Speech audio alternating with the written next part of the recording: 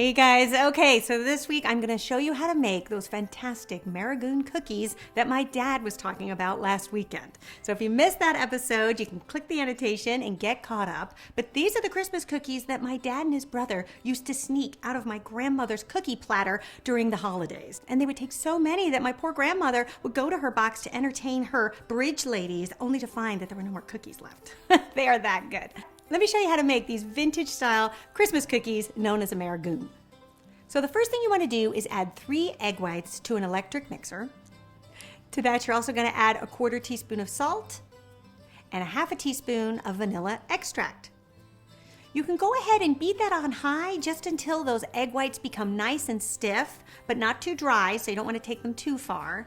And while the mixture is still running, you're going to gradually add 3/4 cup of powdered sugar that has been sifted. And you're looking for your egg whites to become stiff and satiny. And once they've reached that stage, you're then going to turn off your mixer. You can remove the bowl, and then we're going to fold in all of these mixins. So we're going to add 8 ounces of dark chocolate chips. I really prefer the dark chocolate just because with the sweetness of the egg whites and the sweetness of the coconut, I think it's a good counterbalance. But if you don't like dark chocolate, you certainly could use semi-sweet. And then you're also going to fold in a cup of sweetened coconut flakes, 2 cups of corn flakes. I know this was something they used to do a lot in the 1940s in certain recipes. The combination though is so delicious. And then a 1/2 cup of your favorite nut. I like to use pecans, but you could also use walnuts, almonds, even hazelnuts would be delicious.